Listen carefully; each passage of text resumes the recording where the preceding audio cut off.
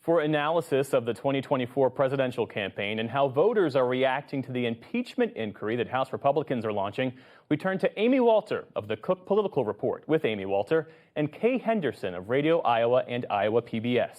It's great to see you both. So let's pick up where Laura left off in her report. Donald Trump, the man who nominated 3 of the Supreme Court justices responsible for overturning Roe, now says that Republicans, in his words, speak very inarticulately about abortion, and he criticized those who push for abortion bans without exemptions. What do you make of the message, Amy, and the messenger? Right. I saw 2 things here. One is he was almost acting like a pundit, looking back at the 2022 elections and some of the ballot initiatives on abortion that had put forward and seeing how badly Republicans have done in the wake of Roe v. Wade being overturned, how abortion has really been an energizing issue for Democrats and has helped them do much better than anybody expected in the midterm elections.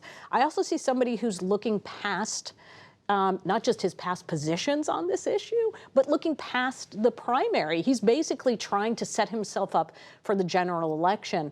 And, this question about whether this is the kind of issue that Republican voters are going to punish Donald Trump for taking a much more, I don't kind of know where he ended up after that conversation. He was a little bit here, he's a little bit there. But he did come out specifically and go after Ron DeSantis and say 6 weeks is, I can't remember the exact word. Mistake. Oh, a terrible mistake. Terrible mistake is the phrase that he used. So Kay, you spoke to Governor DeSantis about that. What was his response?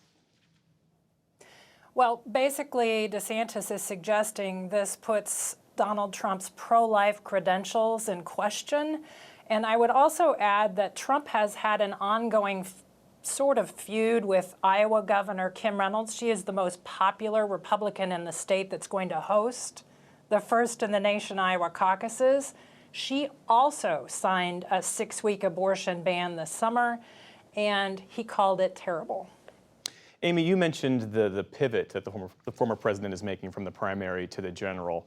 Is there a risk in doing that too early, or is he so far ahead that it doesn't make a difference? Yeah, he doesn't seem to be worried about this. And what I thought was really interesting, Kay is sitting in Iowa, so was there, but I was just reading reports of what was going on at the conference this weekend. And so there was one woman there who they interviewed who, to me, sort of summed up how this issue plays with a lot of Republican voters who define themselves as pro-life, who may have told those pollsters, yes, I support a complete ban.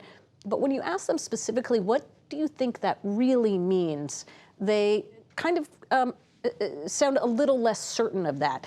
She said, yes, abortion is my absolute #1 issue. And so the reporter followed up and said, okay, so how about a federal ban? She said, well, I don't know, I could go either way on it, right? So I heard this in focus groups too in 2022 of Republicans who said, I consider myself pro-life, but I think we should have certain exceptions. So I think the issue is maybe a little more muddled, and Donald Trump is feeling confident enough in that and his lead that even in a state like Iowa, he thinks it's not going to catch up to him. Kay, in Iowa, the Republican Party, as you well know, it's driven and dominated by white evangelicals who are loyal to Donald Trump. The question is why, especially when they have other options, like Mike Pence, who's known for his devout faith, has his roots in conservative Christian movement. Was his decision not to back Donald Trump's effort to overturn the election, is that a real deciding factor for people? It is. Donald Trump is popular with Iowa Republicans, and Mike Pence is not popular with Donald Trump. And back to Amy's point about Trump, I think Iowa Republicans in general see Trump as a man besieged with indictments, with critics, and so they feel compelled to support him, especially evangelical Christians who make the argument that they are out there being tarnished or targeted because of their religious beliefs. And so they feel a kinship with Donald Trump in that regard. I mean, the interesting thing, too, in watching him try to make this pivot is okay, we need to win back some of those suburban voters, those women voters, those swing voters that we've lost, say, since the midterm elections over the issue of abortion. But the challenge for Donald Trump isn't so much abortion, it's Donald Trump and the many things that he has said and done, starting with January 6th and the indictments. That is not going to be fixed for him in a general election by moderating on abortion. Let's talk about impeachment. I'm sorry, go ahead, Kay. Well, the other thing is, if you're out here talking to Iowa voters who are going to candidate events and seeing candidates who aren't Donald Trump, they are looking at other candidates, but when you ask them, who are you inclined to support at this moment? Well, I'm a Trump supporter, but I'm holding my options open. So that's just really telling of what control Donald Trump has on the nomination. And here in Iowa, it's really Donald Trump's race to lose. It's interesting. Shifting our focus back here to Washington, House Speaker Kevin McCarthy's decision to greenlight this impeachment inquiry.